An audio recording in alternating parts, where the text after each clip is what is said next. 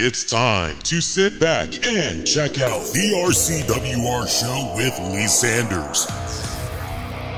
Get fun, in-depth coverage and analysis from the latest in professional wrestling in AEW, WWE, NWA, Impact Wrestling, or the world of entertainment. From hit TV shows to your favorite sports like the NBA or NFL. All things music, movies, and beyond, while trying to make sense of this crazy world we live in.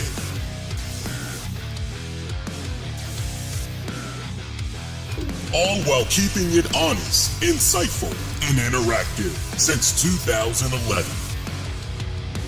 And now your host, live from the nation's capital of Washington, D.C., Lee Sanders.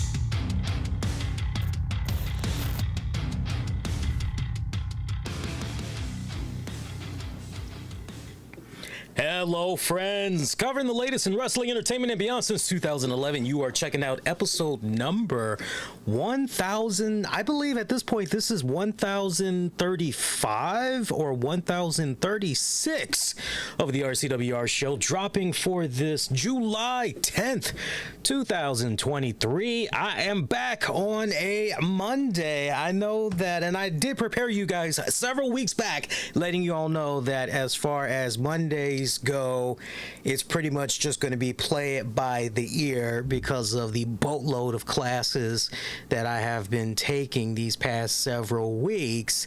And I'm pretty much now I'm at the finish line, basically, right? Because a lot of these classes that I have taken, it's pretty much it, right? This is the final week, and for now I get to enjoy a couple of weeks of some rest and relaxation. This is officially episode number 1035, by the way. Officially episode number 1035. Just checked for you guys. And yeah, so I get to enjoy a few weeks, and then probably the most hectic schedule yet for the semester is right around the corner, as I've alluded to a couple of times over the past several weeks. Your man is going to be doing about almost 20 hours worth of courses, credit-wise. Yeah. I mean, but on a good note, I'm going to be making such a dent that when it's all said and done, by the time I'm done with these next round of classes, which will should wrap up around December, I should be able to get my degree. I'll probably most likely be about 10 credits away from getting my associate's degree. So, it's like I'm knocking on wood and everything, man. Hope you guys had a fantastic weekend. Mine's definitely good, especially now that a lot of this work is pretty much in the books as far as college courses goes. I had a fun weekend, though, I gotta say, in case you guys might have missed it. In case you didn't know, your man did a really solid show with Joe Numbers of Wrestling Soup, Joey Numbers from Wrestling Soup. I had made that be available on the YouTube channel and also on demand and on the downloads. If you guys didn't get a chance to check that out, have at it when you get a chance. Loads fun. Joey initially was just supposed to hang out for about 30 minutes, and I believe he ended up doing a hard 41 minutes tops. And we were just going back and forth, loads of good fun, good laughs. I fucking enjoyed it. Yeah, and the timing of that was really, really, I know for those of you that had checked out the audio version on demand and downloads, you know the backstory, because I had put the custom introduction in there for you audio listeners. But for those of you that didn't check out the audio, that day, the way it had went down, which was last Thursday, my oldest dog, my Pekingese, Maggie, who at this point has been around, as far as human years goes, she's been around 15 going on 16 years. These past honestly, the past 18 months, she has been having some serious declining health issues, from shaking occasionally, and you're thinking, oh, she's just excited about something, because particularly when you would see her shake, you go in a pantry, you open up a bag of treats, and she's just getting the shaking and everything. You're going, oh, okay, she's just excited. That's all that is. And you hear the vet saying, because my wife mentioned about the shaking to the vets, and the vets, they're like, oh no, it's okay, everything is good, because they did the MRI scans and all that, everything had checked out fine way back then. But we're noticing that. We're noticing that as far as her back joints go, looks like she was dealing with some type of form of arthritis, and then officially we get the diagnosis from the vets that she does have a serious case of arthritis. But she's totally independent. She still loves to go up and down the stairs, and she don't really like being carried around like that. She wants to do as she pleases. Like, okay, all right, give you your space and everything. But I'm saying all of this as a prelude because Thursday was really, really WTF, because Maggie had got a seizure. And it was really, really crazy. I had just so happened to be off work from both of my jobs last Thursday, so all I had to focus on was my classes for that day. And my wife actually woke me up a couple of hours before I was supposed to start getting ready. And she goes, "Hon, I don't want to alarm you or anything, but I just wanted to let you know because I need you to carefully monitor Maggie for the rest of the day." But she had a seizure. And I'm going, wait, what? I mean, I'm all groggy and everything, but that woke me the hell up, and I jumped out of the bed. I'm going, what are you talking about? And she gave me the rundown of everything that had occurred. And she just laid on her side. They weren't even downstairs that long. It was literally, she was trying to let both girls out to go potty, and Maggie just laid on her side and just started shaking, and was like that for at least a hard 3 minutes. And hearing that just not only broke my heart, but it was like the most scariest thing to hear and everything. And she's like, "Do you think we should take her to the vet?" I said, I don't know. Let me research and find out if we need to jump the gun, or in a preliminary research that I have found, I cross-reference and everything. It was pretty much a case of if a second seizure occurs within a 24-hour period, definitely take them to the vet. Then we're comparing notes. We're trying to figure out, well, why is it possible that maybe she might have had a seizure? Because I asked her, I said, has she had a seizure before? She's like, no, as long as I've had Maggie, no, never had a seizure before. Like, well, what the hell, So, we're thinking by process of elimination, well, any change on her medicine regimen, because she has to take, and I'm the one that's giving it to her daily. I'm giving her medication twice a day, 12 hours apart from one another. One basically takes care of buildup of fluid in her lungs, and the other one has to do with, oh my God, my wife always tells me about the other one. The one takes care of fluid in the lungs, and then the other one, I can't remember right now, but she needs both of them. She needs both. Oh, the other one is for the heart. That's what it is. The other one is for the heart. So she's already on that, and then to hear the stuff about the seizure, it's just, whoa, what the fuck and everything. So did a lot of cross-referencing, and it was okay. All right, looks like she's going to be fine, knocking on wood, that within the next 24 hours she doesn't have another seizure. And it was scary. I got to admit to you guys, no bullshit. It was very scary. I was getting definitely pretty emotional about it, because I've been attached to Maggie for over, 11 years now.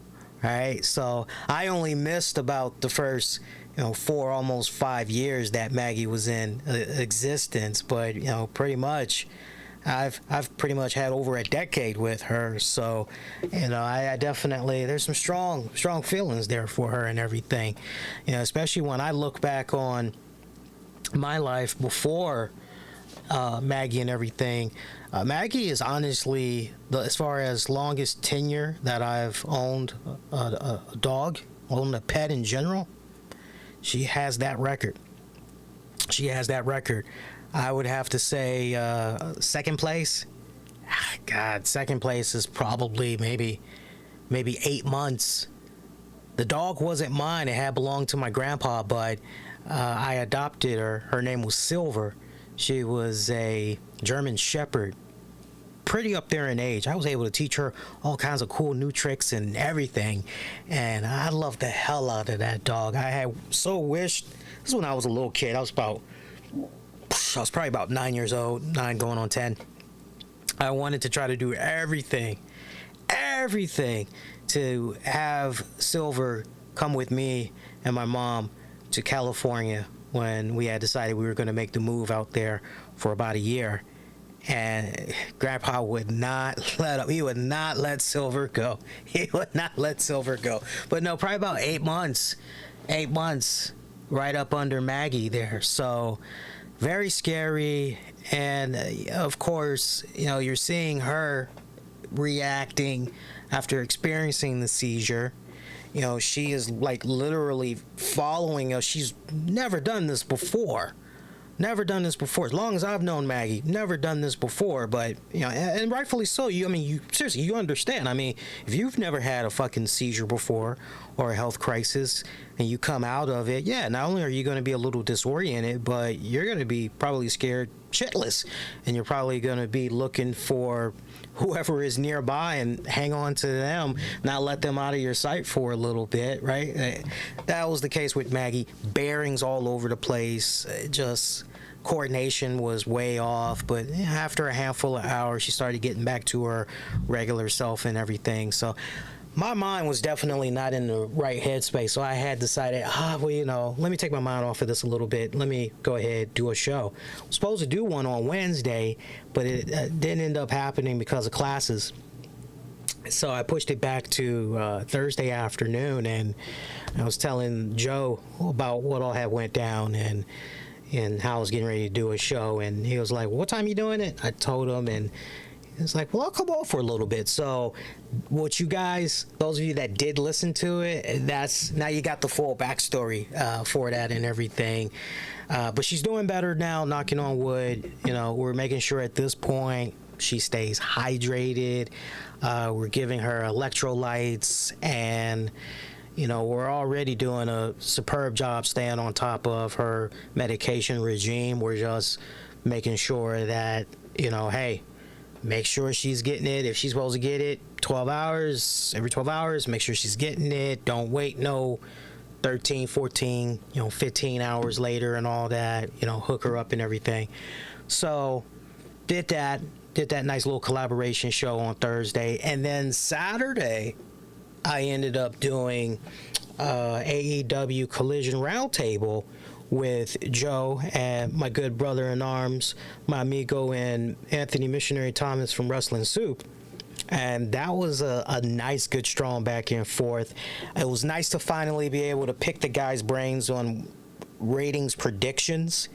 And my God, I know a lot of you guys have probably, if you're on top of your wrestling news, you probably have seen the latest numbers for Collision. We'll get into that on the Wednesday show because there's a whole bunch of AEW related stuff I want to get into, but we're going to save that for the Wednesday show. But I just couldn't help but go. If you listen, shout out if you listen to my appearance on Soup doing the AEW Collision Roundtable discussion. But when it came to ratings predictions, I was the lowest. But god damn, if you would have told me it would have went down the way it was going to go down, that is just, I'm just shaking my head going, that's got to be an error. That's got to be, but it's not. And you're just literally going, man, what the hell? What can happen here going forward to make sure that Collision brings in much stronger numbers than what it's doing right now, what it's been doing these past couple of weeks. But again, we'll get into all of that on Wednesday. So, nice little well-rounded weekend. of having some good laughs with good friends and everything's culminating, pretty much getting back into the groove of things, doing things here with you guys on Mondays again for the next little bit. So nice Raw. I don't have a poll up asking you all what did you think about tonight's WWE Raw. Look, I thought for the most part this was a bit of subpar episode, but there were some very interesting storyline developments as we're continuing to build up there of SummerSlam, which is less than 4 weeks away at this point. And of course Logan Paul, and I so thought, shout out if you guys had saw the original title and thumbnail for the episode. Originally I was under this impression that Logan Paul was going to be doing his first ever in-ring debut for Monday Night Raw. That is, thought he was going to be making his in-ring Raw debut against Ricochet. And I'm going, oh, this is going to be great. Like, oh, man, this is going to be cool. And then I finally get to the segment and I go, oh, so we're actually not doing the in-ring. Oh, it's just talk time. Oh, damn. And automatically I'm going, now I've got to edit the thumbnails for this bad boy. And I got to change the title. Okay, no problem. I'll do that. Because I'm kicking back, I'm all ready to go. I'm going, yeah, the first ever Logan Paul in-ring debut for Monday Night Raw. I'm like already in that mindset. And it was, no, this is just a talking segment. Honestly, at this point, no bullshit. Maybe I suffered from the Mandela effect right there, right? Because I'm thinking one thing and this is what was announced, and now that I'm playing it back in retrospect, no, nobody made that announcement. Nobody, so how did I ever come to that conclusion? What made me come to that it was going to be a match tonight on Raw? But you know what? Maybe it should have been a match tonight for Logan Paul, considering the fact that he's coming from a little bit of a rough week in regards to his new drink that he launched with KS1, KSI on Prime. Their little drinks. I won't call them sodas, but they're energy drinks, hydration drinks, they're drinks in general, whatever you want to call it. Because in case you missed it, according to the Associated Press, it looks like Senator Chuck Schumer, that's the last person you want eyeing your ass, seriously. But he's calling for the Food and Drug Administration, the FDA, to investigate Prime. And you hear that and you're going, but why? What the hell is going on here? Why? Schumer said in regards to Prime that, in quote, one of the summer's hottest status symbols for kids is not an outfit or toy, it's a beverage, but buyer and parents beware because it's a serious health concern for the kids it so feverishly targets. Associated Press go on to say that while it's advertised as having zero sugar and vegan, Prime reportedly contains 200 milligrams of caffeine per 12 ounces. Per 12 ounces. Just marinate on that for a bit, folks. That's about the same as half a dozen Coke cans or almost 2 Red Bulls combined, basically. And due to the high caffeine content, it's been banned in some schools throughout the United Kingdom and Australia. And, you've also got folks that's just basically saying, look, there needs to be some type of a warning label, some type of additional information posted on these drinks, letting consumers know the impact that this could have for young people, particularly, heart issues, digestive issues, anxiety issues. Like, it could really amplify things here, right? And Schumer had continued on to say in a letter that a simple search on social media for Prime will generate an eye-popping amount of sponsored content, which is advertising. This content and the claims made should be investigated, along with the ingredients and the caffeine content in Prime energy drinks. So, meanwhile, representatives of the Prime brand, they've defended the product by labeling it as not recommended for children under 18. Also, another sports drink sold by Prime, which is called Prime Hydration, has no caffeine.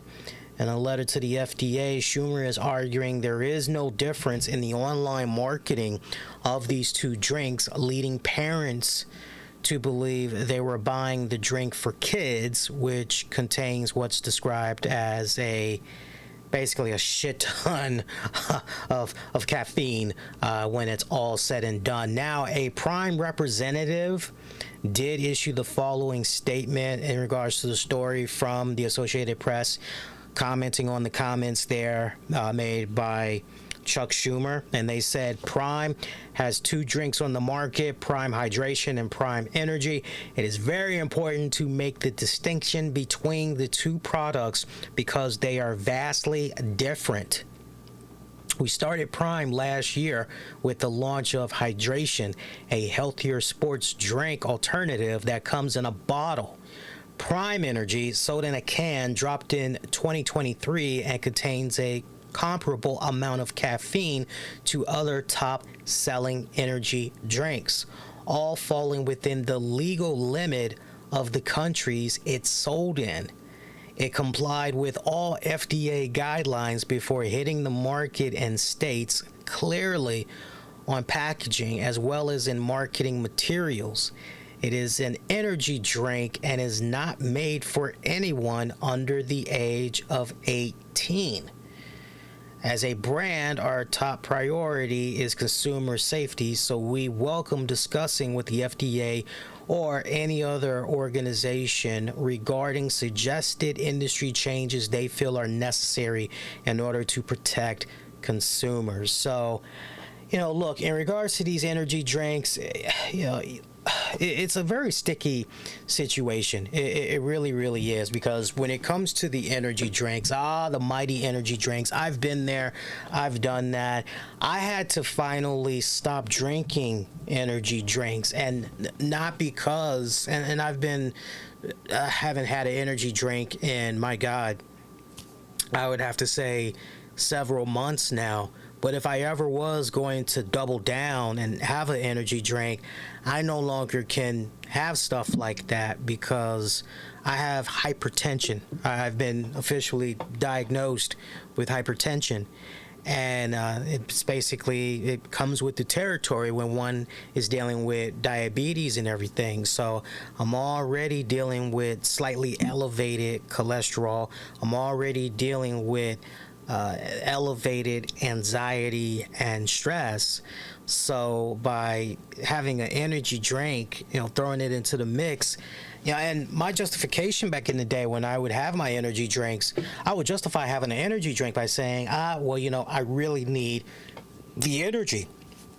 Because, man, I am so fucking crashed right now. I'm in all these different directions, and I'm just running low on fumes. I need a strong pick-me-up. I need something that will last and won't have me crashing down hard. It'll just gradually, I just need enough to help me get through this project or this thing that I'm doing over here, or work or whatever.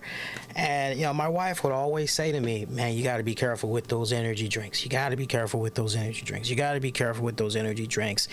And it got to a point where, I was hammering down what started off as just one energy drink for those occasions where, okay, this is getting pretty rough here. It's okay, I need it bad, because it started becoming, now I'm getting one just every single week.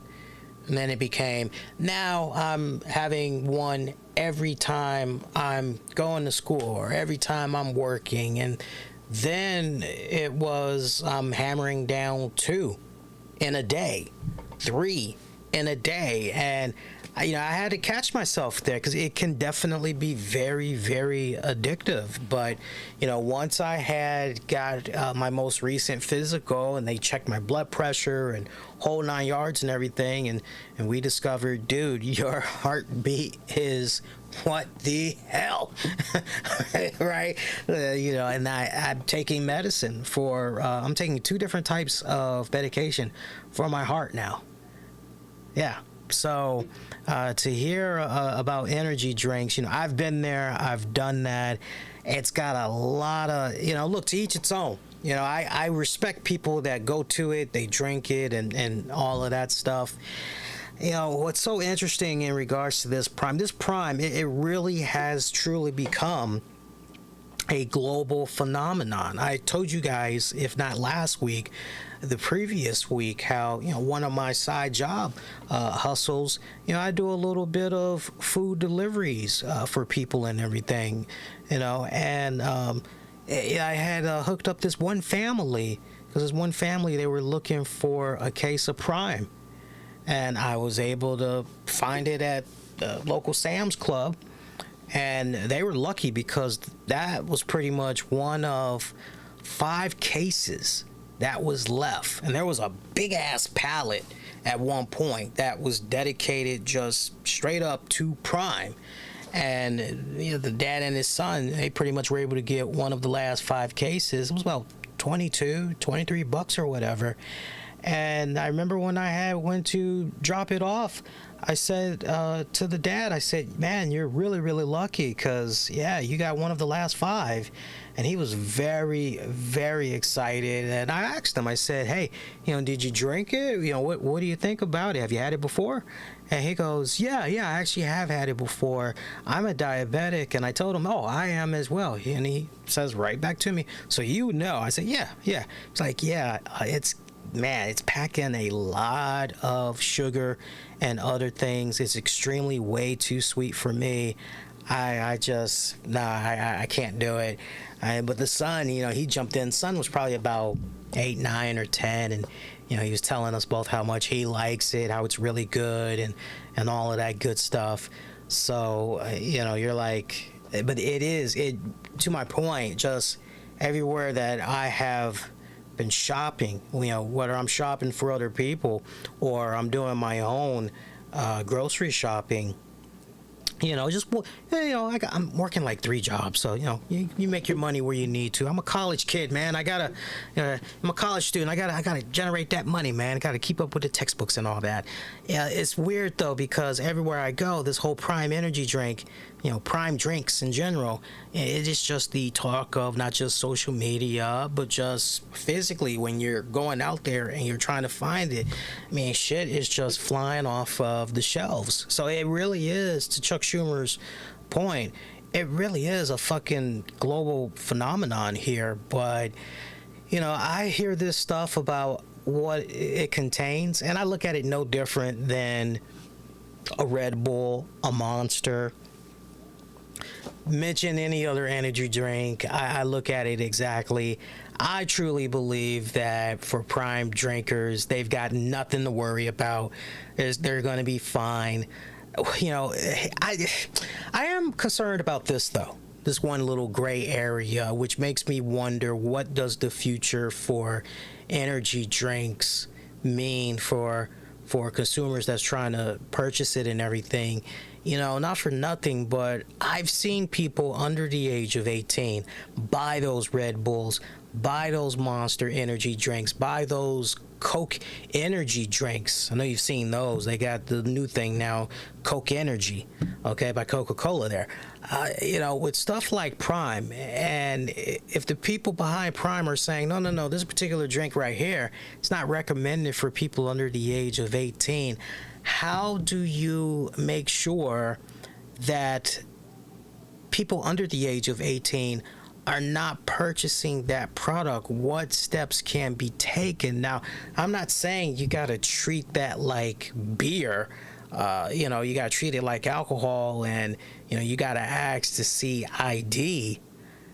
Although, if we can do it for cigarettes and alcohol, if we don't want people under the age of 18 having certain access to energy drinks for fear of, do we have to start carding people? Is that maybe how we tackle this? And or some type of labeling that says, not intended for those under the age of 18. How do you, a company can only do but so much. And I really believe that the people behind Prime, they checked off all the boxes with the FDA. I don't believe that they were playing footsie under the table just to get a, let me slide on by. Just, shh. I don't think any of that crap had went down.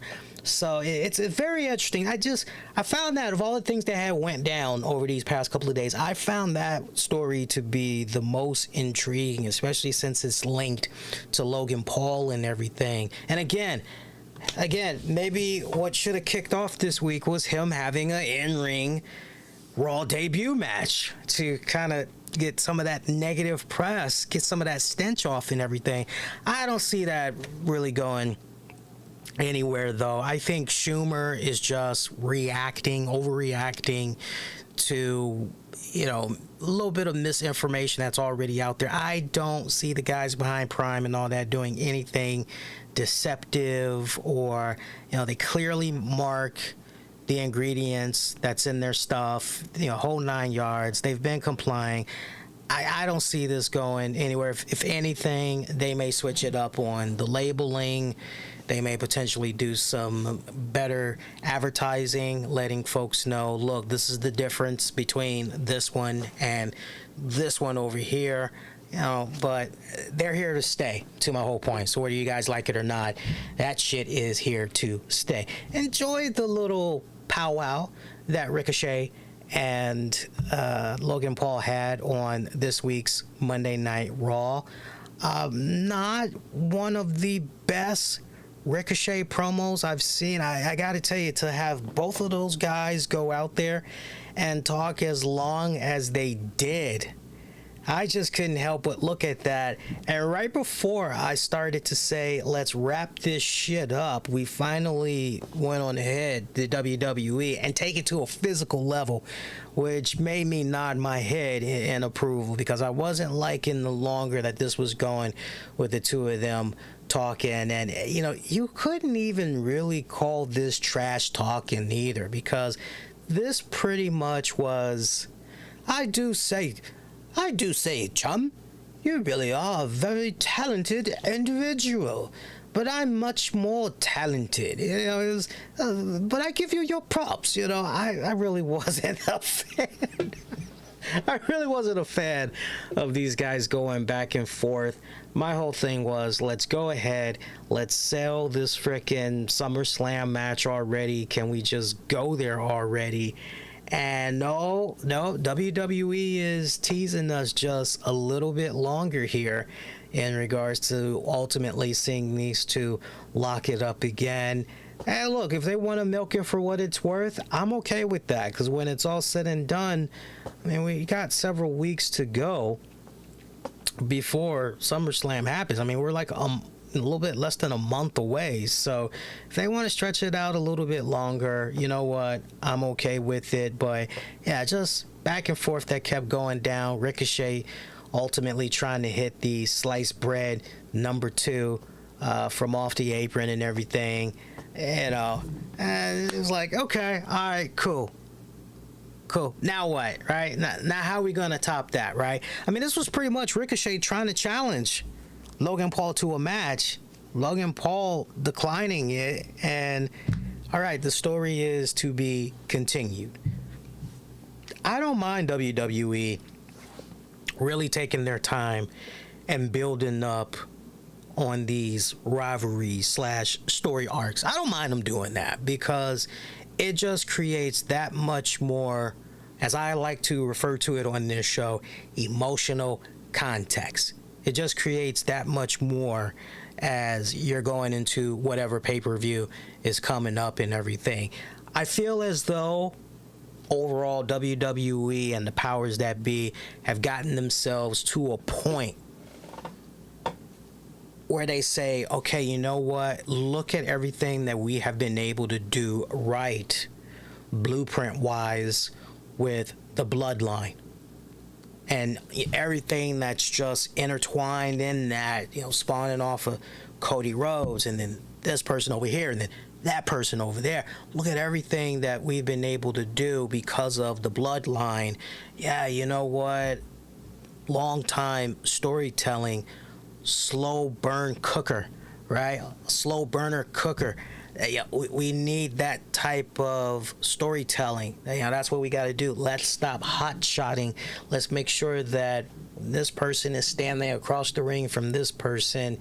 It makes sense. We've built up enough cachet that when you get to that point, everything makes sense, and you're truly, as the viewer, as that spectator, you're invested in seeing how this plays out, because there's so much emotional context that has just layer after layer after. It's just so multi-layered that everybody that's watching this, they're going to find a little something in there that they can latch on to and be invested in. So I don't mind the fact that they're milking this out for a little bit longer between Logan Paul, Ricochet. We all know when it's said and done, these two, they're going to have banger of a match when it's all said and done. No doubt about that. No doubt about that whatsoever. Some other notes I'm just thinking about, the Cody Rhodes promo there on Brock Lesnar. Of all the favorite moments of this week's WWE Raw, this really wasn't so much about the wrestling either. The wrestling, subpar for the most part. High marks to Zoe Starks, though, which we'll talk about in a little bit. But my biggest takeaway from Monday Night Raw, besides the Logan Paul Ricochet, which was all right. Look, both men, they did okay on the microphone. Went a little bit too long. That was asking a lot. I was asking a lot to have those guys be out there. I would have chopped that down in half. It really should have been cut in half. Ricochet has come along. He is getting better on the microphone, but not to the point he should have been out there that long, right? And this was really mainly relying on Logan Paul to carry the segment, the way that this was essentially designed when it's all said and done. But Cody Rhodes and his respected promo, man, guy comes out there, circling, walking around the ring there, getting that huge rock star ovation. I'm telling you, the next person that says Cody is not over in the WWE, I just need for people to show that video from tonight's Raw, and the way that crowd was just electric in the palm of this guy's hands. I mean, they were just hanging off of every single word. You heard people of all ages screaming for Cody and everything.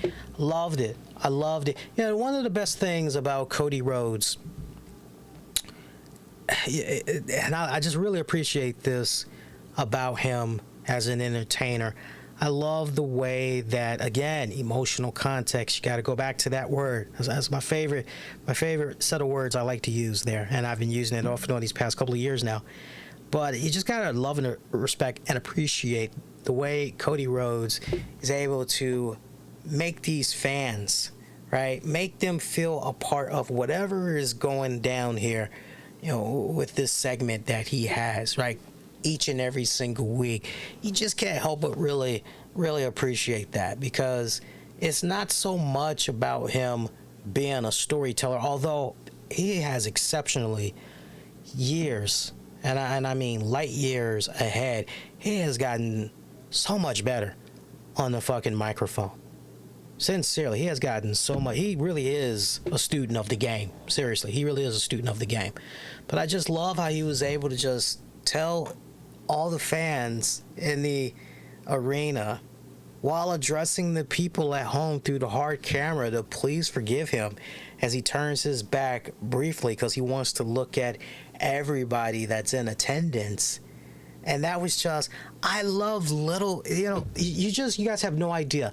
I love little details like that, because I've been to enough of these damn wrestling events, particularly for WWE, And these wrestlers, the number one thing, look, God bless them, seriously.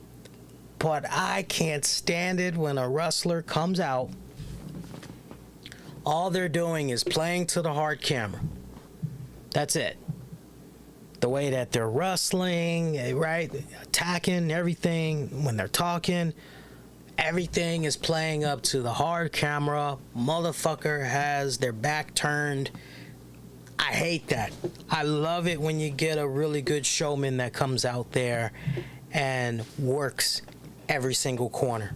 Works every single corner of that arena and really make them feel like they're part of, right? A very highly skilled, charismatic figure knows how to work every single side, camera or no camera, okay? Cody Rhodes, definitely a pro. And he's been at like that for some years now. Seriously, he's been like that for some years now. But I love how he had this analogy, essentially, Brock Lesnar. Brock Lesnar is essentially that bully that you're fed up, you can't take it anymore. Brock Lesnar is, maybe the reason why, you're failing in life so far, right? Brock Lesnar is that mountain that pretty much is that obstacle that is standing in the way between you and success or greatness. I love how Cody was just using that Brock Lesnar analogy and pretty much saying, make no mistake about it, in the case of my form of a Brock Lesnar, it's a human being, right? But pretty much saying, I don't know why this man picked a fight with me, but I'm going to end this once and for all. Rubber band match, Summerslam. What did I tell you guys? I told you guys, Raw after Mania, when everything went down, I said to you guys, enjoy the ride for what it's worth. This will conclude at SummerSlam. And then Cody will, and I said, make no mistake about it, Cody will face Roman. He will get those titles off of Roman.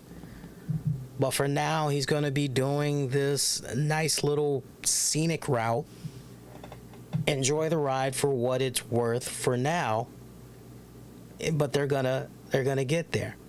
And I saw some people trying to make fun of those that has suggested, oh, well, maybe Brock Lesnar is going to return, maybe at Money in the Bank, and maybe he's going to interfere, and maybe he's going to interfere in Cody and Dominic Mysterio's match, and right? And I didn't see anything wrong with that mindset.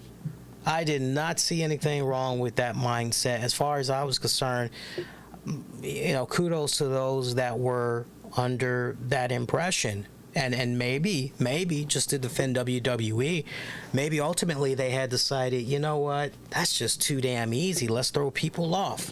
That's probably what most people are expecting. Let's throw them off, and actually, let's let it go down on Monday Night Raw. Right? So it's very weird seeing how the community reacts to certain things. But then again, sometimes this is the same community where you have a very talented CAW creator that took the time out to make the entire bloodline be available for AEW's Fight Forever. I guess it's the PC version. And, the guy's basically getting death threats. People are hating on this dude. They're wishing him to go jump off a fucking bridge, kill himself, all this other funny shit.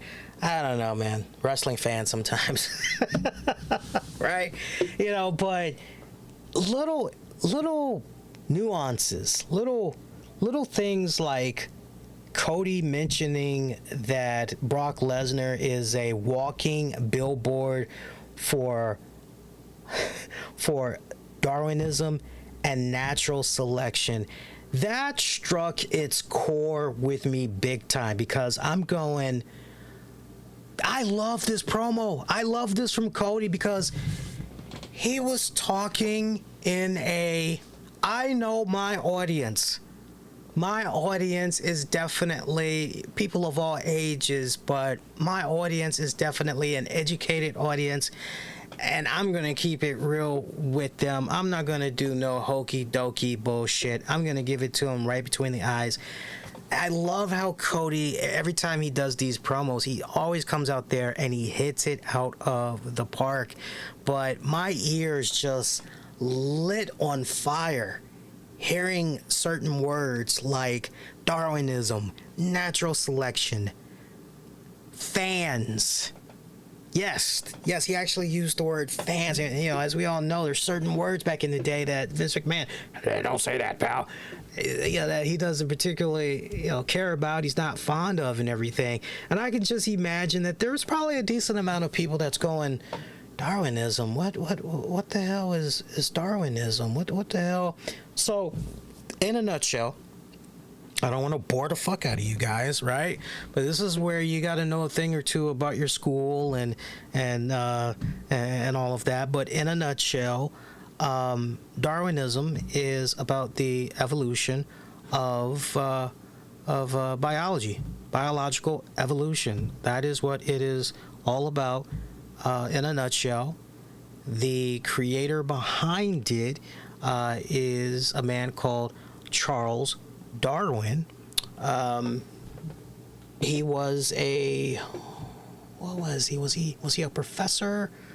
Was he a teacher? Was he a psychologist? I'm trying to think. It's been so many years now, because I remember back in the day I was learning all kinds of stuff in regards to Darwinism and all that, but talks about the concepts of natural selection. So I don't want to get too technical and Bill Nye the Science Guy on you, but that's my realm. I love talking shit like that. I don't want to lose you guys at the same time, but at your own accord, definitely, you don't know about that, brush up. That way, when you go back and you listen to that Cody Rhodes promo even more, you can really appreciate, okay, I really understand what the hell this guy is talking about now. I'm like, well, okay, all right, that's some deep shit. That is some psychological shit. That's some grade A psychological good shit. Yeah, make you appreciate it even more. So love that promo though. Definitely a high mark for me. By the way, how you guys doing? You guys been enjoying yourself so far? If you have been and you haven't done so already, make sure you hit that like button. It helps put more eyeballs on the content, helps us reach a more wider, broader audience. Hit the subscribe button as well so you don't miss out on future content that comes your way.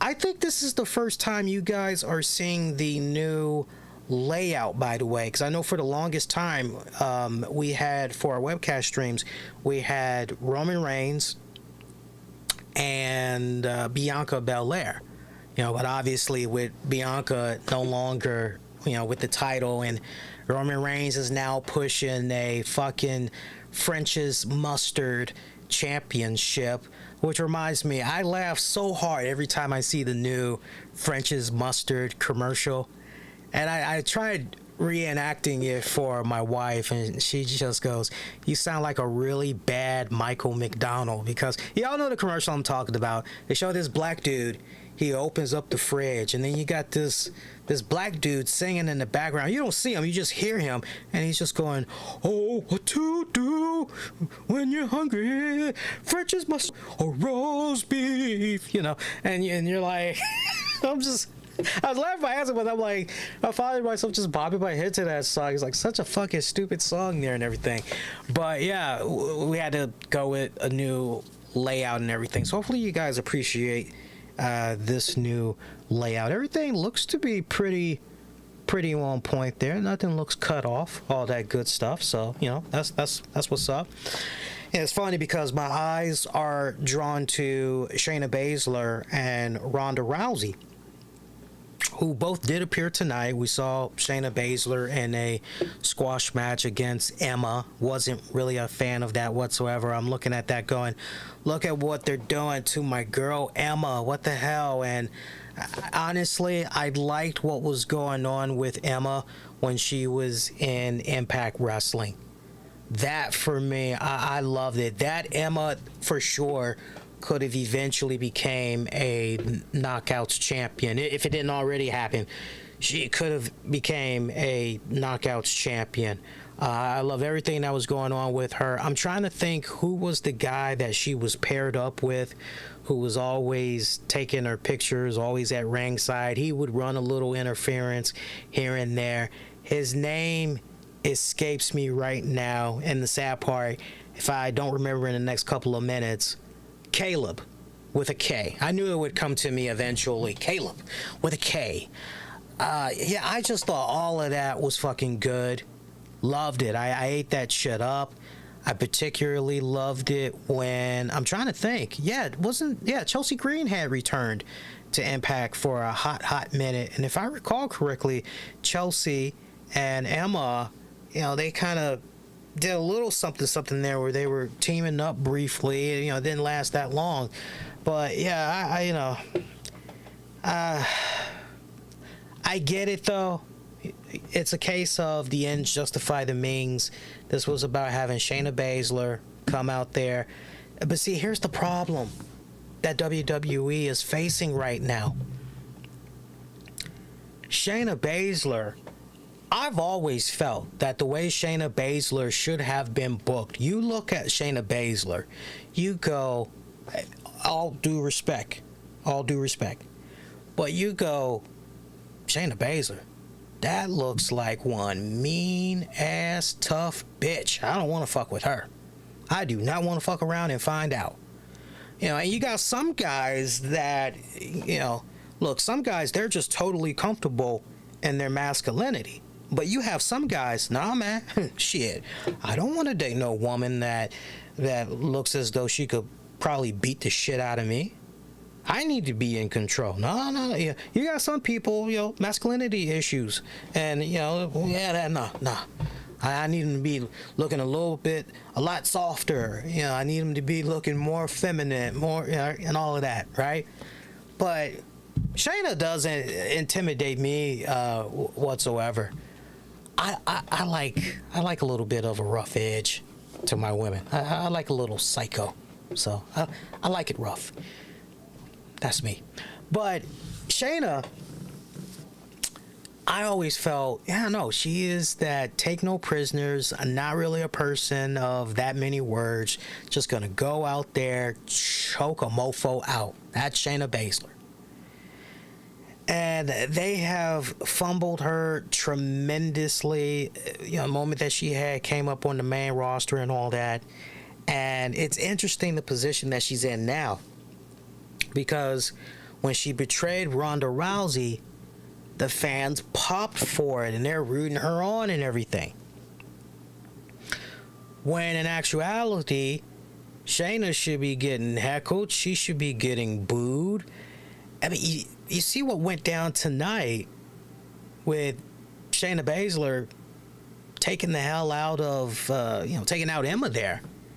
And then you got Ronda Rousey running down to the ring post-match. She's trying to get in her licks on Shayna. The crowd is booing Ronda. And then once Shayna is on the offense, she applies that Karafuda clutch, a little submission trademark hold of hers. And the fans are cheering for that. You're looking at this whole structure and you're going, if you're the guys in the back, I would imagine you're going, oh yeah, this really isn't the reaction we wanted. We're trying to have Ronda go over as a babyface here, and you know why it's backfiring on Ronda? Because Ronda has done so much damage on social media. She has been too outspoken on social media when she's taking issues with some of the things that fans are saying about her, whether it's incorrect or not, just the way in which, she's not filtering herself and just, no pun intended, it's raw what she's putting out there. It's definitely having some people get pretty hurt in their feelings. And wow, are you kidding me? some interesting breaking news within the past 3 hours. Apparently, I was going to talk about this until later on in the show, but apparently there is some new footage floating around. I'm looking at it right now because a buddy of mine just slid into my DMs showing me footage from the upcoming Deadpool 3 movie, and it looks like they're showing Hugh Jackman's Wolverine with Ryan Reynolds' Deadpool, and it looks like, holy shit, Hugh Jackman it looks like he's in the Astonishing X-Men Wolverine uniform. I mean, he's actually in the comic book uniform. That is fucking badass.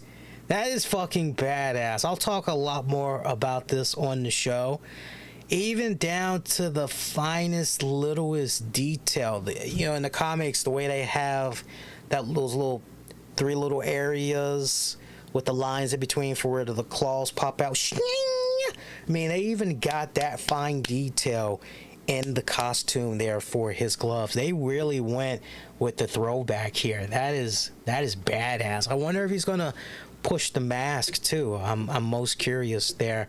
That's gonna be one badass movie.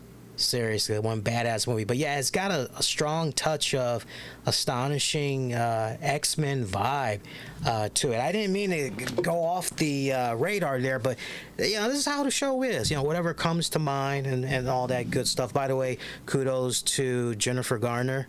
Apparently, she's gonna be resurrecting her Elektra character. It's gonna be appearing in this Deadpool 3 movie. I am so excited. Can we just be knocked out and go right to Deadpool 3? I don't think it's supposed to be coming out until next year. A lot to look forward to, though. But what were we talking about? I think we were done. Shayna Baszler. No. Yeah, Ronda Rousey's taking, you know, shots at fans on social media.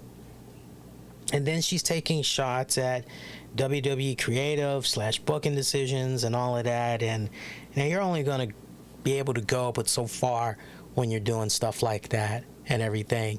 And, you know, Ronda Rousey, it's so weird. I find her to be the most fascinating because when you look at the way the first coming was of Ronda Rousey, they did that woman right. And then she just has not been the same since. She hasn't been the same since. I mean, look, you want to keep it real. They messed up with Ronda Rousey from the moment they had decided they wanted her to come in there. Okay, she's supposed to be this badass, take no prisoners, all this other stuff. And yet, we got to have her smiling, high-fiving fans and all this stuff. You know, and that's not really her fault. She's pretty much just taking the cues from the people that be. You know, but they did a disservice to her. I always felt that Ronda Rousey should have been done almost in a similar fashion to that of Brock Lesnar, but you know, just on a lighter level. And they never truly did. I mean, when you really stop and think about it, Brock Lesnar has been involved in some really key milestone moments, especially as far as storytelling goes. As far as, hey, when I think about Brock Lesnar, man, the first story arc that comes to mind, or, you know, that great big moment that, you know, and Ronda has yet to have that respected arc. She's yet to have that big moment. Now, some people might say, well, wait a minute, what about when, you know, we were first properly introduced to Ronda and Dwayne "The Rock" Johnson, and, you know, like, I could maybe meet you a little bit halfway on that, but, and then, because I could hear some people just go, what about, you know, and she was having stuff going on there with the Authority, and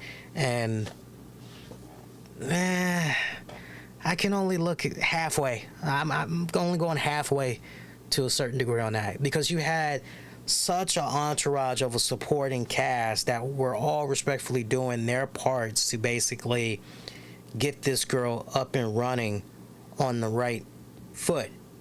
But pretty much since then, I mean, seriously, can you guys think of anything after that where, now that one career defining, like, she hasn't had that.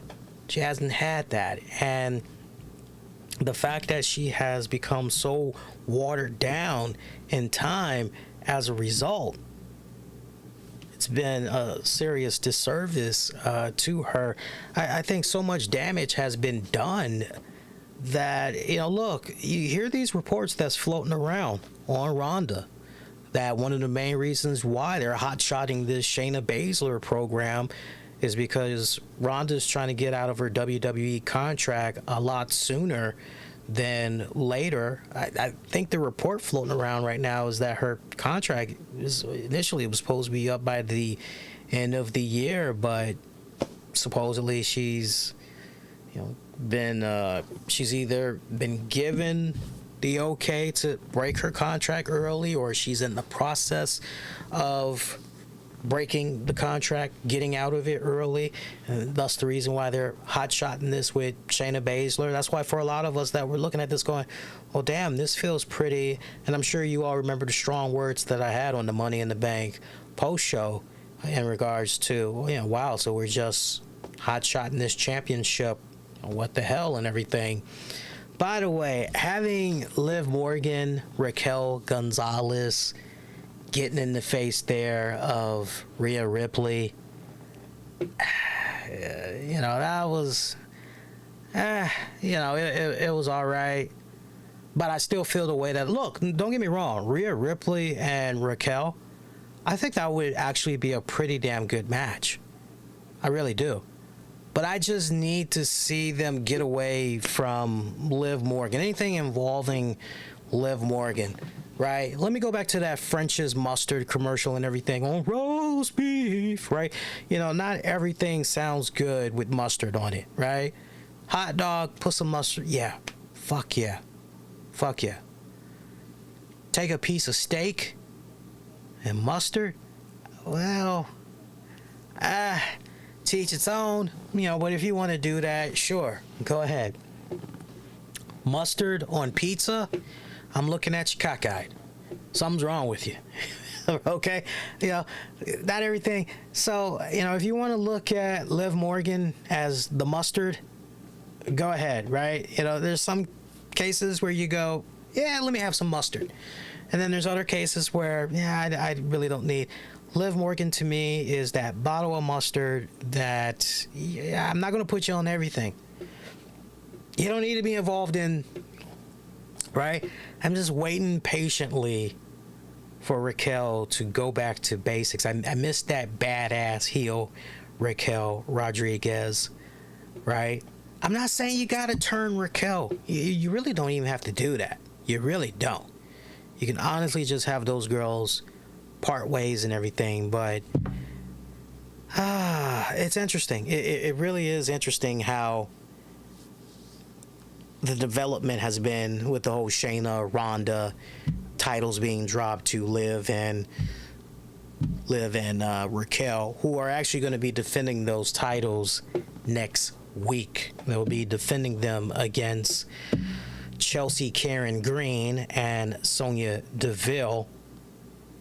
I actually would not mind it if we got some new tag champions. I think Chelsea and Sonya would do just fine, but I don't see it happening. We can forget about that. I just don't see that happening. It'd be nice, but I don't see that happening. Some other notable things that had came about from tonight's Monday Night Raw. Definitely got to talk about the fact of how it opened up, and that's we had Finn Balor come out there, and Finn Balor, very, very salty, still pretty pissed off over Seth Rollins. Still feels that, I know I can beat that guy. I just got to get him just that one definitive time where there's no interference. There's none of this going on, none of that going on. I know I can get him. Right? This has become his latest obsession. And then he's using the opportunity to call out Mr. Money in the Bank himself, Damian Priest, which, by the way, shout out to my WWE Supercard players. I see we got the Money in the Bank PLE card there for Damian Priest. We also got one for Mrs. Money in the Bank herself, EO Sky. I'm eyeballing them. I'm thinking about them. I'm thinking about getting maybe one each. I don't know if I got enough to get two each so I can pro them at least, right? I don't know, because you know how it is. Unless you're spending mad coin, unless you're spending mad coin, because you basically need 5 cards. You need 2 to pro, and then you need the 3 to fortify to get to level 3.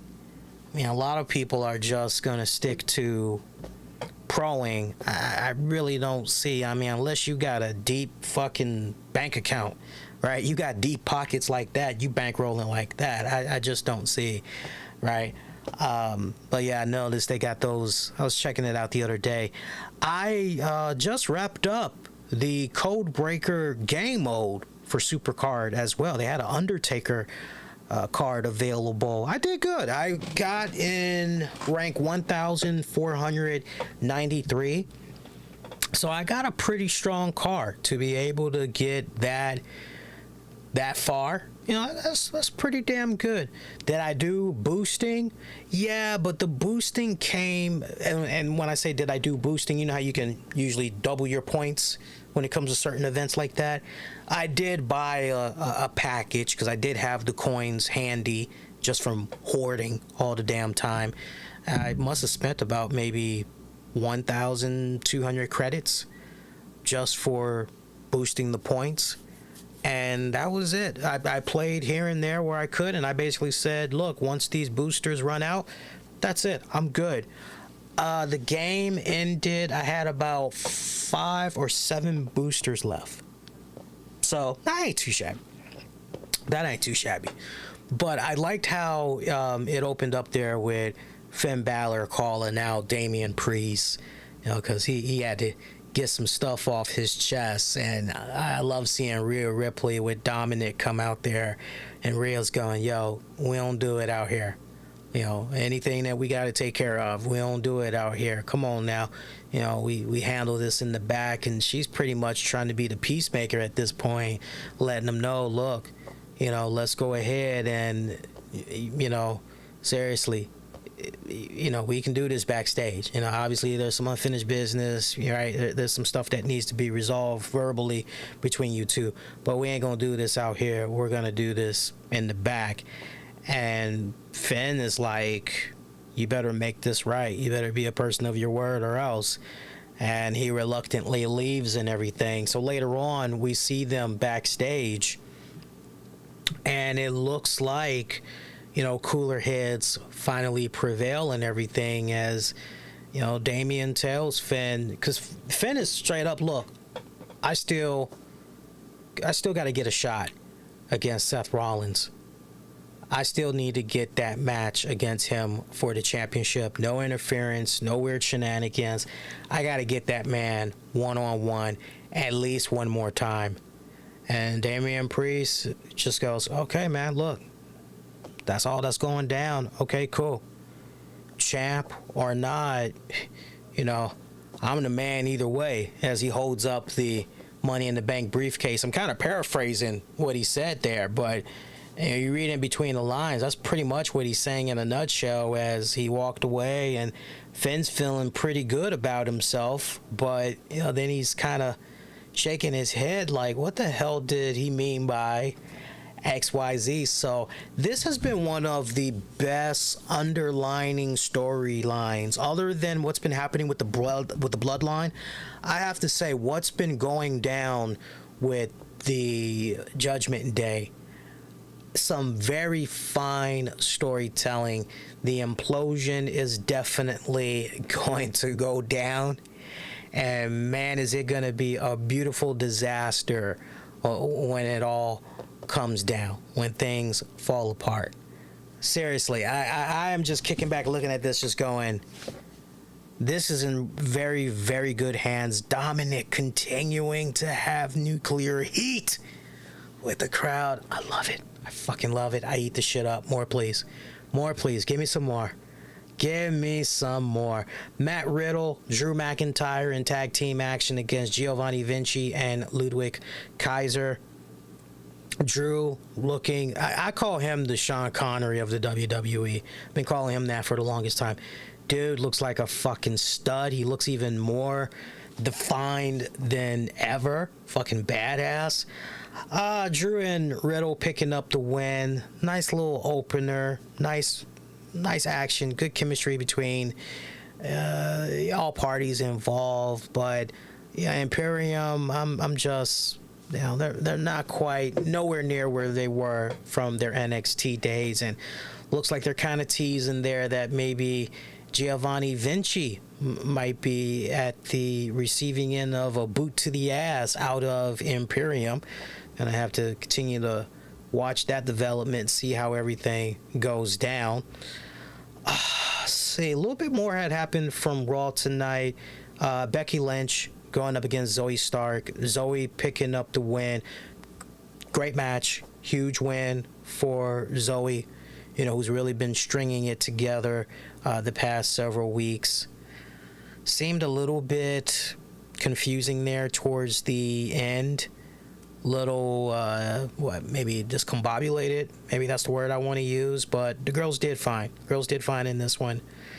Chad Gable and Otis, they had I guess a graduation diploma of achievements ceremony there. They were trying to recognize Maxine, but then everybody gets jumped by Valhalla and the Viking Raiders. This pretty much had set up a match for next week, where it's going to be Alpha Academy taking on the Viking Raiders in a Viking rules match.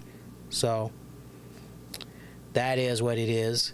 Other than that, no disqualification match. The Miz taking on Tommaso Ciampa. Ciampa looking pretty good there. I mean, honestly, this was just Miz in an ass-kicking contest. It's pretty much getting owned for the entire match. Or fight, rather, when all of a sudden we freaking see, oh, I was about to say Brodus Clay. That'd be something with Funk is on a roll.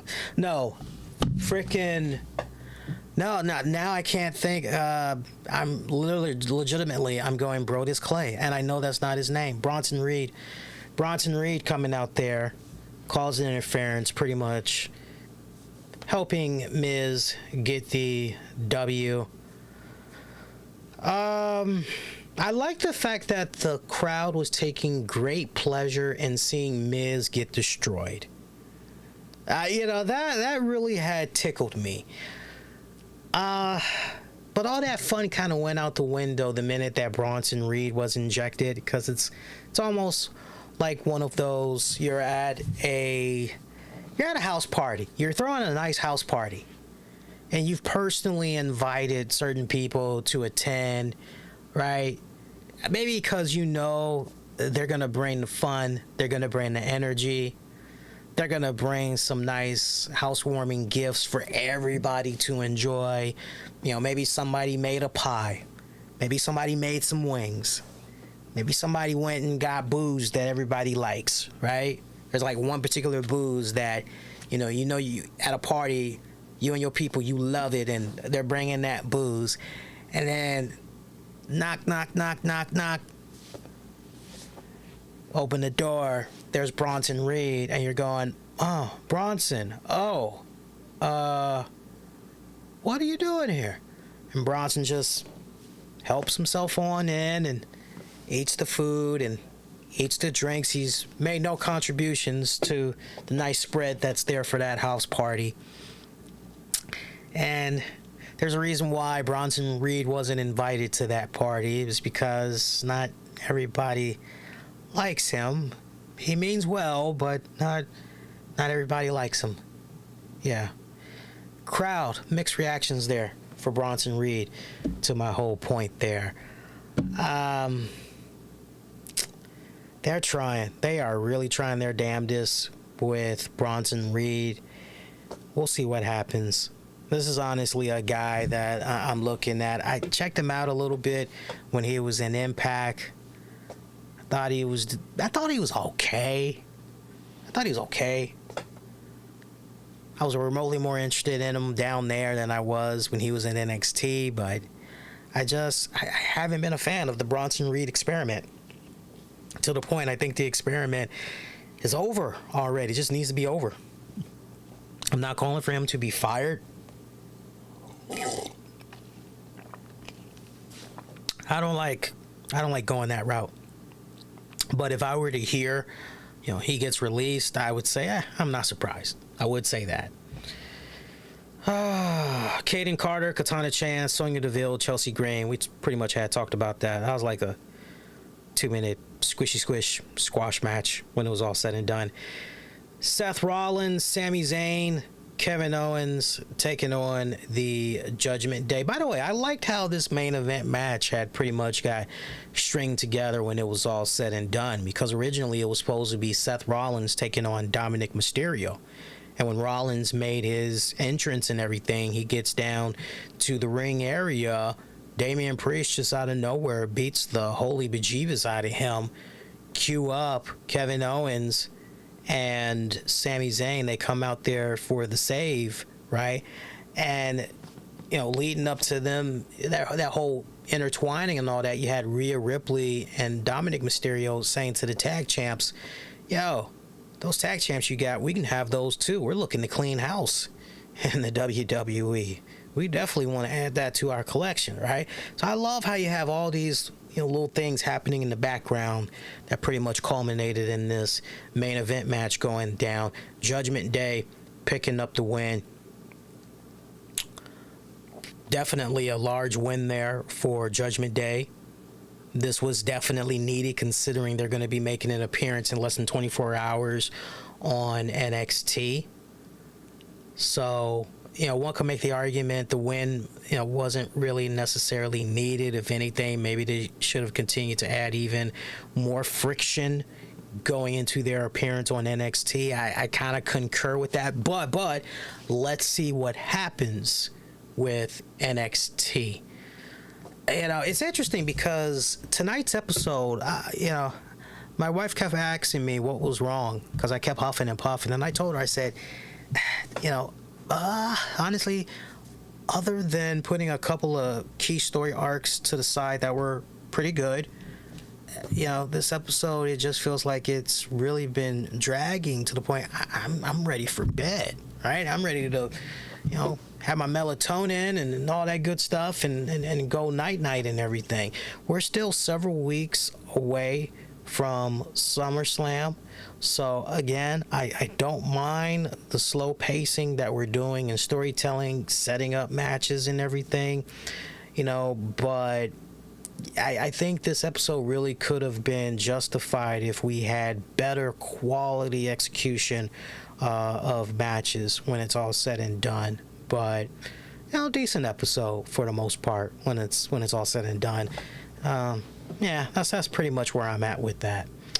Let's see what's going on with you guys here. You guys doing good still? Just checking out the stream, making sure the health of the stream is on point. And yeah, you guys are doing good. Okay, just looking at the stream, making sure the health is good. Once again, been enjoying yourselves so far. Make sure you throw up the like, hit the subscribe button, all that good jazz. Helps us a great ton. So we went through a lot in that first hour and 19 minutes. There was a lot of ground that we had covered.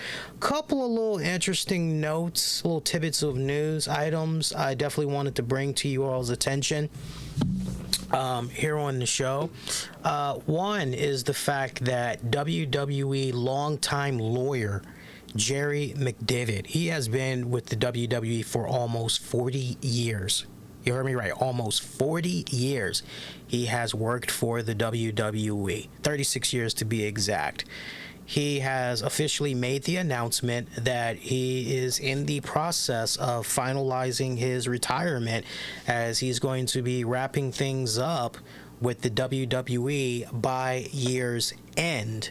Now, what that means, because that has huge implications, obviously, and the biggest implication can be felt by McDevitt stepping to the side to allow another law firm to step in for WWE during this antitrust lawsuit that they have that came courtesy of MLW, Major League Wrestling, with Kurt Bauer in them. So he had gave, I guess, an interview / statement to the good people over there at WrestleNomics and everything, letting them know about this other firm that's going to be stepping in and will be defending WWE, and his whole process of logic, and it's justified. When you break it down, he pretty much says, look, I had made my announcement in 2022 that I was looking to, retire from the WWE and everything. And, he really was under the impression that, of one of the, obviously he didn't know that the whole thing with Vince McMahon was going to go down. Obviously he had to stick around a little bit longer, for that. But then also rearview mirror, what's going on with this MLW thing. And what's so weird about that MLW WWE lawsuit, what is so weird about that is the same judge that had denied MLW, when they had filed their initial complaint against WWE, this is the same judge that said, no merit, I'm throwing that out. But I tell you what, if you want to file a amended complaint, I'll give you X amount of weeks to fulfill that. You can resubmit it, and then we'll go from there.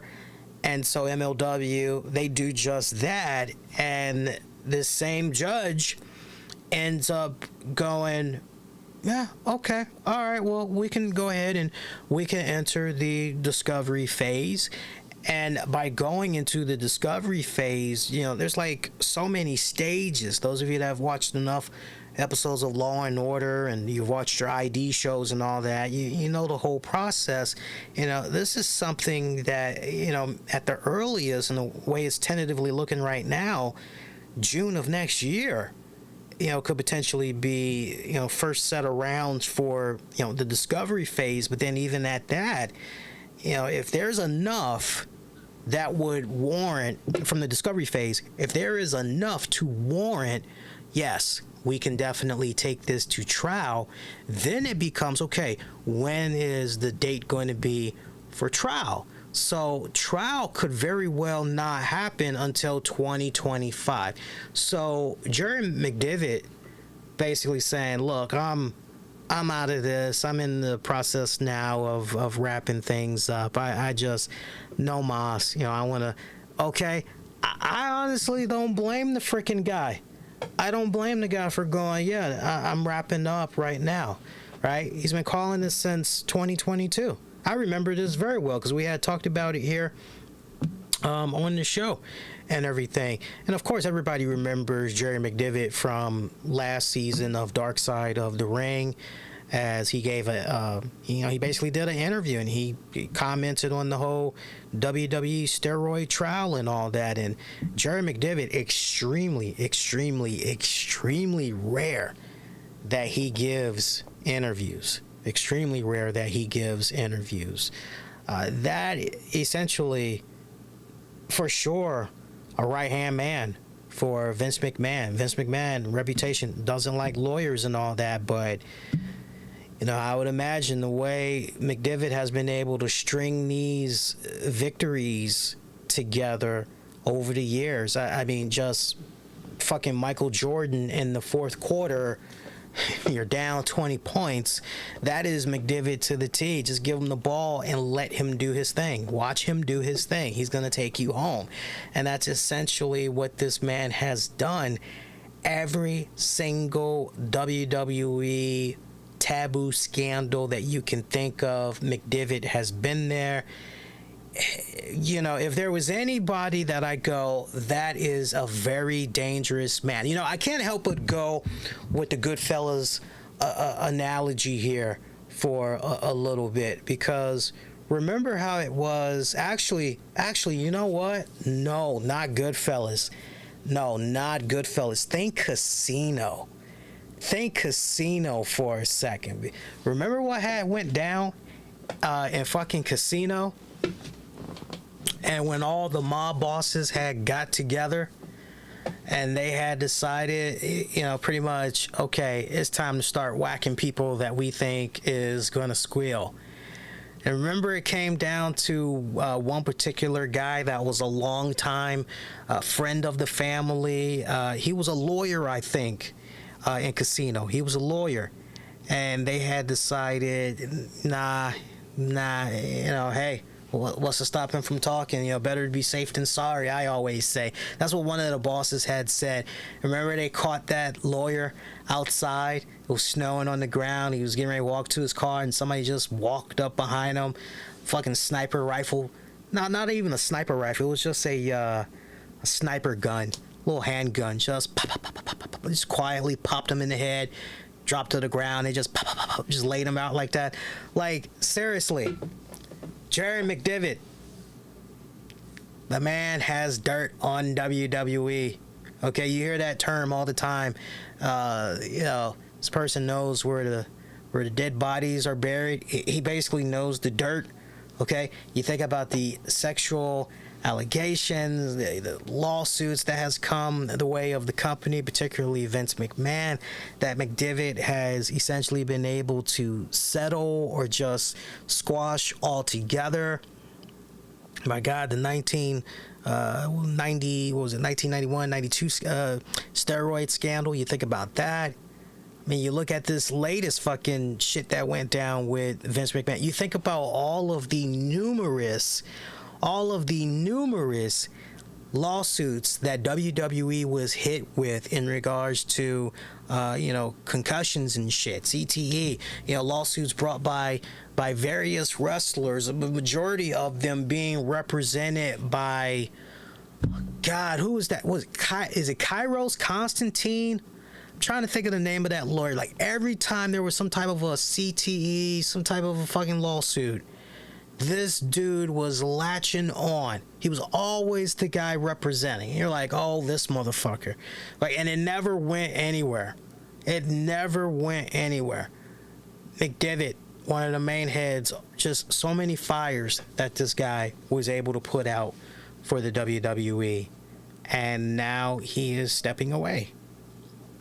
That is a huge, that would be the equivalent. That would be the equivalent. I'm about to put a major spoiler out there, and I'm about to mention something Marvel Universe. So if you don't want to hear this, you better pull out now. You've been warned. But it reminds me so much of Nick Fury, Maria Hill, The Secret Invasion, right? I mean, these two, they've been through so much together. And to just see how Maria Hill was taken out, you're whoa, like, are you serious? And now Nick Fury, essentially he has to go at it alone. Yeah, he's got Talos, but Maria was, they were thick as thieves, man. They were always there. You hope that she's still alive somehow, but probably, most likely, definitely, she's dead. I look at that when I think about McDevitt, him walking away from WWE and from Vince. It's all right, Vince, you're gonna keep on. Well, God bless you, but I'm riding off into the sunset, dog. You gotta know when to hold 'em, know when to fold 'em, know when to walk away, know when to run, or, however the fuck that song goes. I know I butchered the hell out of that song. I'm glad my wife did not hear me sing that song, because she loves Kenny Rogers. I'm telling you, if she heard me butchering that song right now, she'd pop me upside the head and go, that ain't how you sing it. But you know exactly what I mean. That's a huge asset to be losing. Now, McDivitt did kind of allude to the fact that he's probably going to be called at some point, depending on how far this goes. You know, if it were to make it to trial. And I'm just a little bit curious, why would he be called? What exactly, you know, curious minds, right? Curious inquiries want to know there. What exactly is going on. You know, he's got a very interesting background, that McDivitt, you know, as far as how he first came into working for the WWE. First client he represented for the WWE was Jim the Anvil Neidhart, believe it or not. Jim the Anvil Neidhart, and everything had pretty much catapulted from there.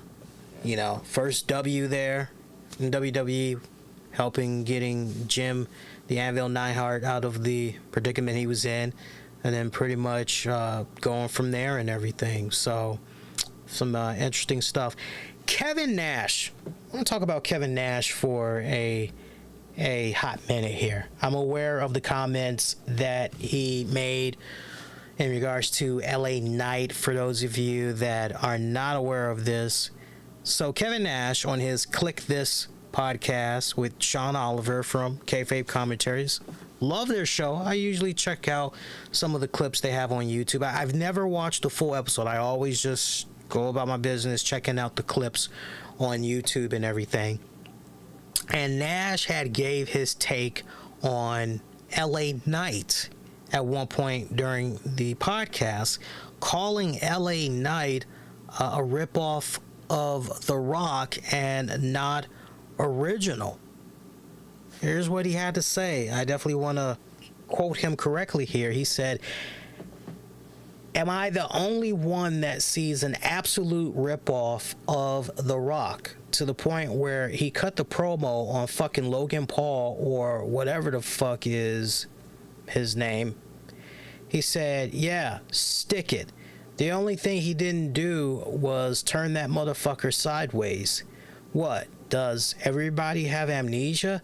There's nothing original. Oh man, his promos. Finally, LA Knight has come back as a white guy. If you don't put that money in the bank in Paul's hands so you can, the rest of the year, say, oh fuck yeah, but the wild card is, will Logan Paul be there? If you don't get some mileage out of that, then uncle." I don't know this guy, LA Knight. I don't know him, but I'll tell you one thing. I got a text message from him. I'm just going to read what it says. "Hey Nash, I know you don't know me.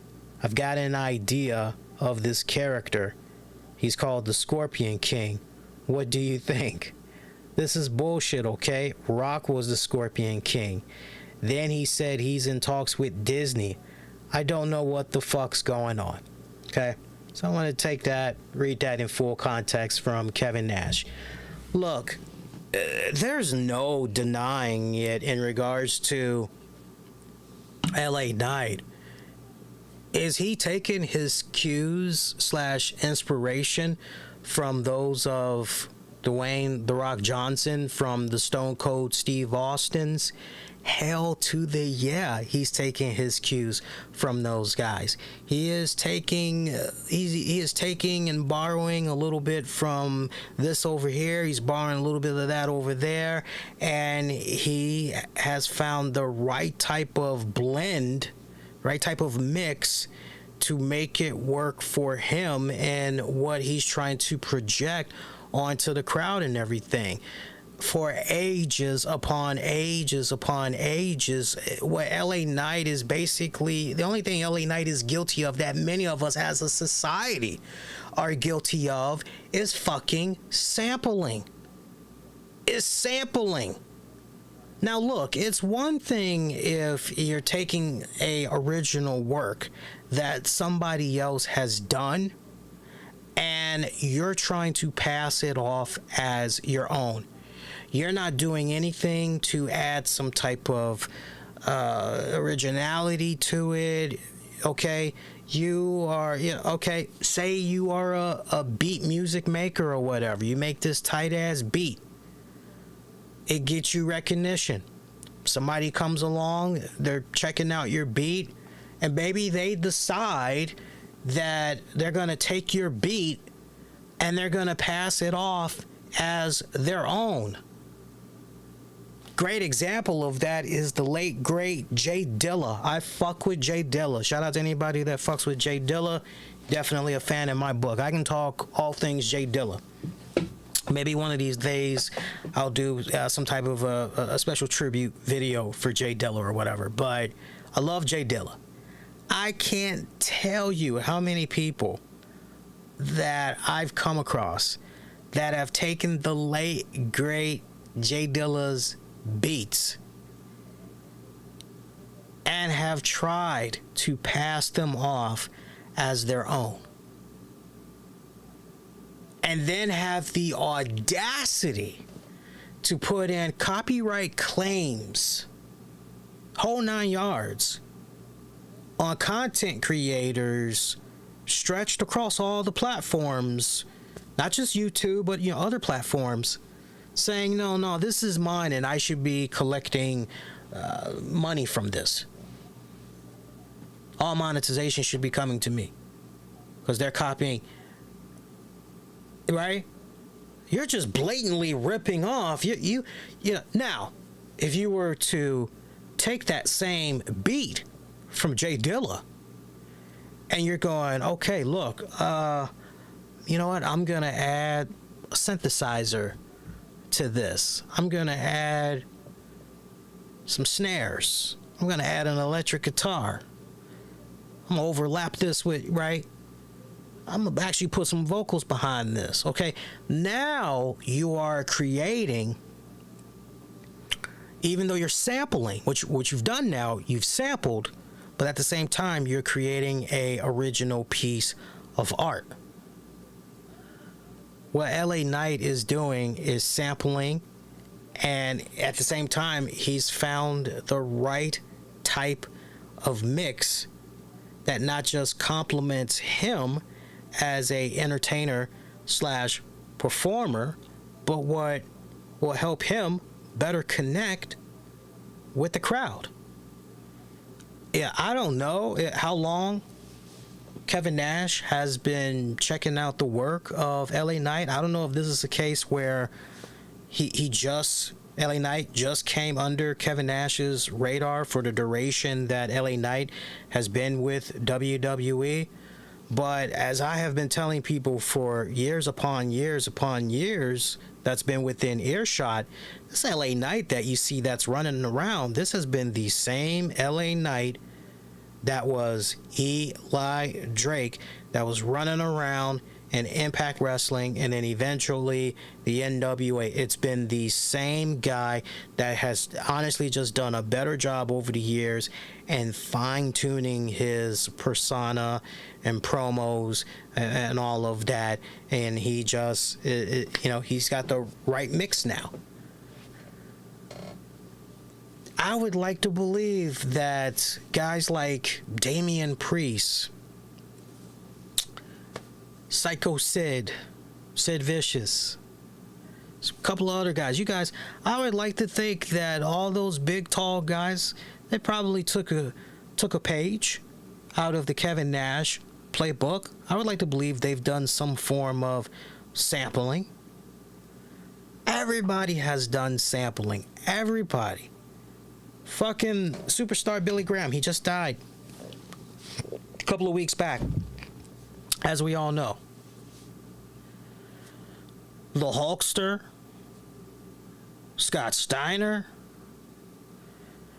the list goes on and on. Jesse the Body Ventura, the list goes on and on and on of people that had sampled the work of superstar Billy Graham and trying to find their character, something to work with and all of that. Sampling has been done in every form of media for centuries. It ain't stopping no time soon. It ain't going nowhere. Okay? And then you have people that are just, I was saying earlier, about people just literally ripping. I still remember, I love the hell out of the guy. But I remember when I used to watch, I think it was WEW, Women's Extreme Wrestling. I think it was that promotion. I'm not really sure, but it was some promotion I used to watch where there was a guy that would pop up and his name was The Smoke. Guy looked just like a bootleg version of Dwayne The Rock Johnson. Okay? Bootleg version of The Rock. There was nothing original about him. Nothing original about him. The promo, nothing. The whole attire, everything. There was nothing original about the guy. That was a blatant ripoff. What LA Knight is doing, he's just sampling, taking a little bit of this, taking a little bit of that, combining it, making it work. I'm like this. If it's getting you a reaction from the crowd, and it's also putting you in a position where you're able to generate money as a result, I believe it was last month, as far as most amount of merchandise that was pushed for WWE, LA Knight was #1. So he's fucking doing something right. You know, as I always like to say here on the show, if it don't make dollars, it definitely ain't making sense. I'm talking about that common sense. Okay? So obviously, Knight is doing something right. Okay? I'm very surprised. You know, I mean, I can understand where Kevin Nash is coming from to a certain degree, but he's a highly intelligent man. Highly intelligent. I've checked him out enough over the years to know how smart that guy is. I'm surprised he would allow himself to just, you know, I don't see people. I think Nash is mistaken from the standpoint of, don't fans get that? No. Make no mistake about it. I truly believe in my heart of hearts, the fans know of their history. And this isn't a case where, oh, this LA Knight guy, he's original. He's no.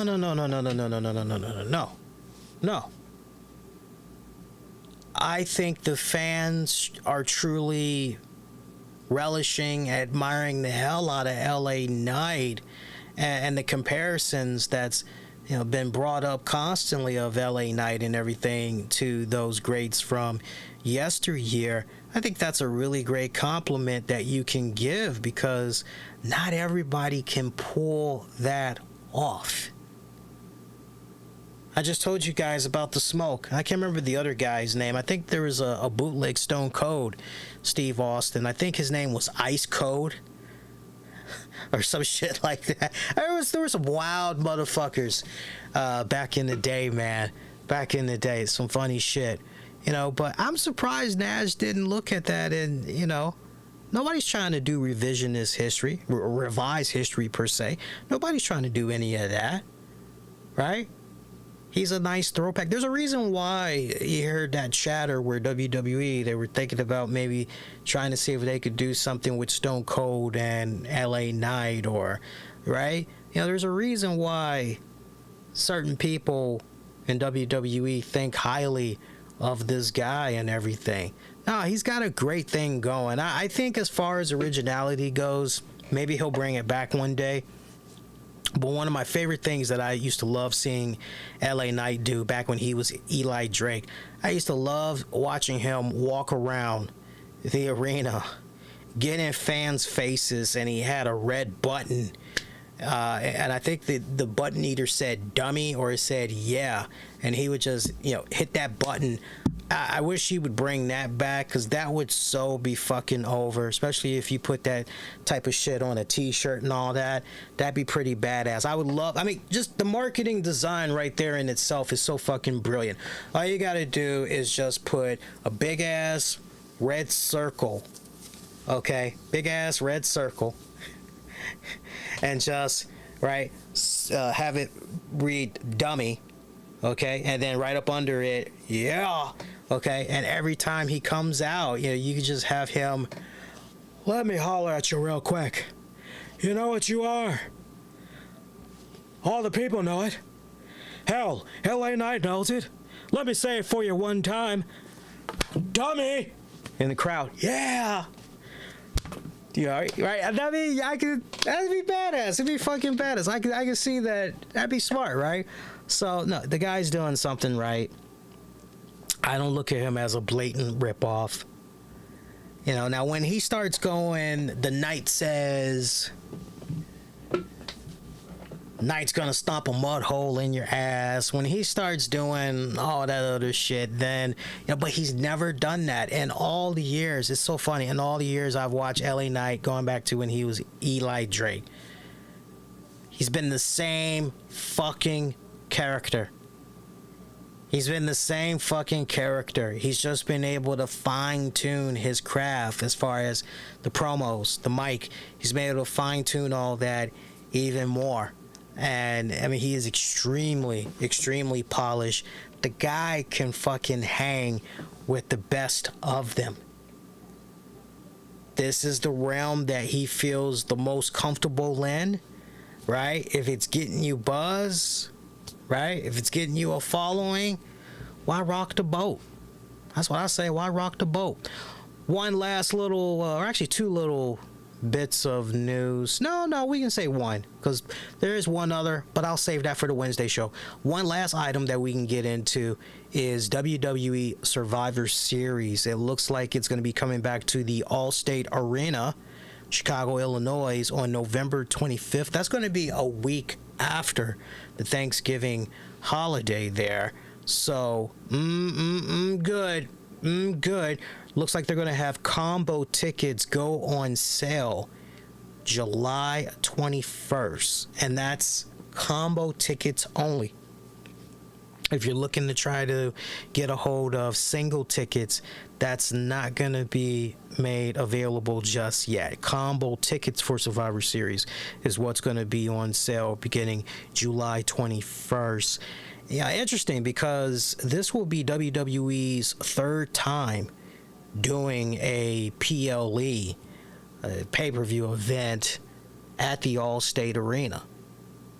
This will be their third time. You go back to last year when it came to the Hell in a Cell, Cody Rhodes, Seth Rollins, and then before that you had to go to the 1989 WWE event. My God, this is kind of really, shout out if you remember this. I definitely remember it very well. I used to go there a lot, but back when it was called the Rosemount Horizon Arena. Shout out if you remember that. So, Chicago, man, I'm telling you, as far as wrestling goes, I envy the fuck out of you people in Chicago. Because, my God, you got WWE doing shit out there. AEW stay doing shit out there. They're going to be doing All Out, in September. Impact Wrestling is going to be doing some shit out there for their Bound for Glory event. Okay? So, I mean, God damn, September, October, November, all the wrestling promotions are hitting up Chicago this year. I mean, Chicago, you got to be loving it. You just got to be loving it. I would imagine the people at the Pro Wrestling Tease store is definitely loving it, right? So, no information yet as far as what's going on with War Games, if that's going to be making an appearance at Survivor Series. We all remember the whole bloodline stuff that went down with the last Survivor Series, and that played itself out extremely well for all intents and purposes. Look, I think as far as the traditional Survivor Series, Team Raw versus Team SmackDown versus Team NXT, we need to be done with that stupid shit, because what they have struggled to do when they've operated that way is, well, what's the incentive? What is the incentive for these teams to pick up the win? What happens when the respected team wins? What do they get out of it and everything? It led me down a path where I thought about it earlier today. What kind of incentive would you create if you were to continue in some format, Lee, with the 5-on-5 Survivor Series matches, what exactly would you do? How would you? I thought about it, and honestly, the thing that kind of kicked in my head the most was, why not do some type of a tournament that plays out on all the shows, where ultimately 5 spots are available to basically be on a Survivor Series team, and it's a set of 5-on-5, right? So basically we got 10 of the best that's broken up into 2 teams of 5s. Let them slug it out. Whichever team wins after that, that team that consisted of 5 that won, now that team of 5 becomes immediately a fatal 5-way, where the ultimate winner of that can challenge for whatever championship they want to go for within 30 days. So it's basically lose it or use it. You got 30 days to challenge for whichever title. I just, something along those lines, I gotta say, that would be pretty badass, especially when you have it go down in a way where if there's a current Money in the Bank briefcase winner at play, like, wow, these threats that could potentially come at this champion or this respected champion, there's no telling what's going to happen on the road to this pay-per-view or that pay-per-view. I think honestly that would be much more enticing if you were to operate it in that standpoint. So again, do your traditional 5-on-5, but I say let it be a tournament joint that plays out on television for those 10 spots. And then boom, you got your, okay, this is our 5-on-5. You could do that for the men and the women. And then that team that wins, that team of 5 that wins, that same team automatically now turns into a fatal 5-way.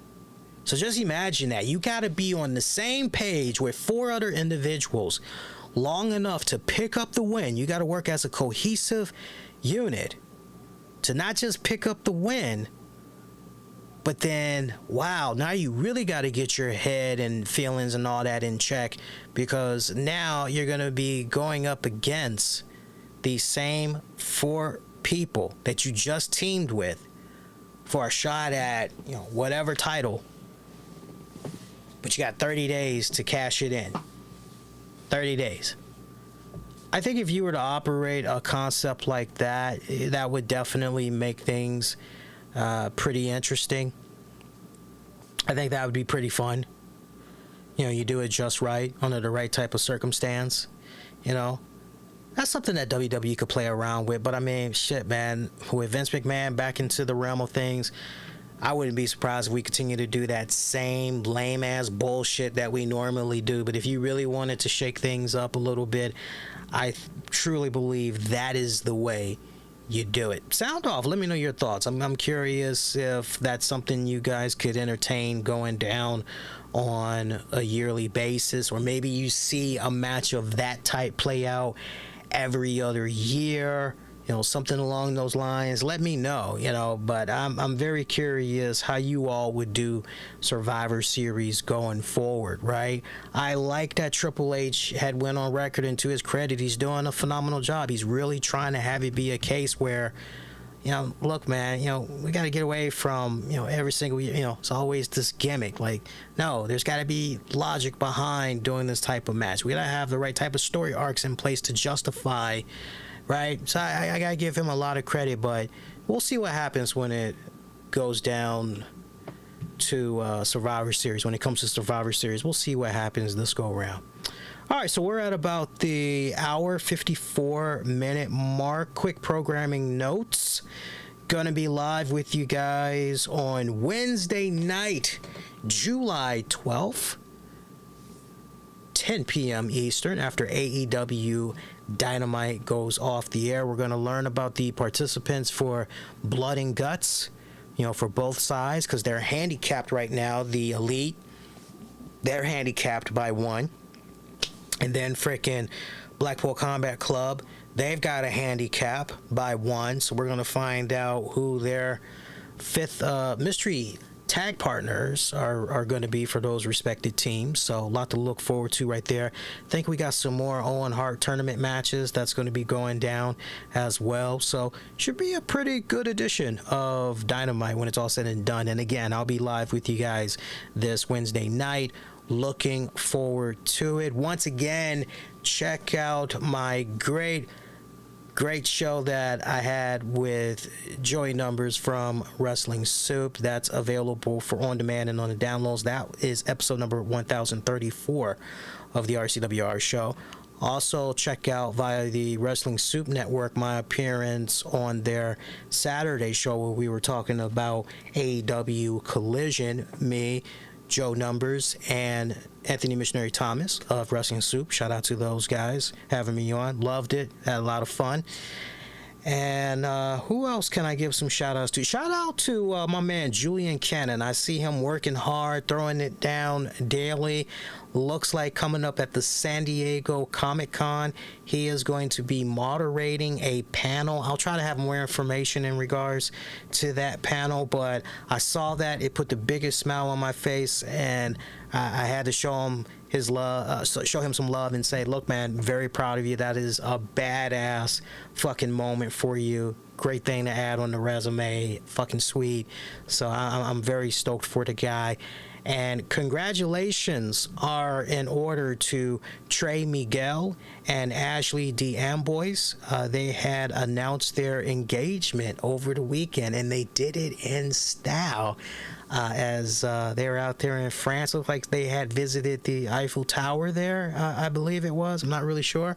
But very happy. They look like a very cute couple. And speedy recovery to Ashley, by the way, because apparently she injured her ankle. I don't know if it was maybe at a wrestling event that same weekend or what, but somehow she ended up injuring her ankle. I'll try to look into that a little bit more and get some additional information to you all on the Wednesday show. But congrats definitely to them. Again, they look like they are a very, very cute couple. I didn't even know they were dating, so that's pretty badass. So congrats to them. And yeah, that is going to do it. Get at me on Twitter, Facebook, and YouTube. Use the keywords the RCWR show. We got episodes available for you guys wherever you get your podcasts. Definitely subscribe, leave the ratings and reviews. Helps out a great ton. Do that. Really helps out. That's going to do it, y'all. Till next go around, wishing all of y'all to be safe. Most importantly, be kind to one another. And I'll catch you guys this Wednesday night for AEW Dynamite, the post show. Take care, y'all. Peace.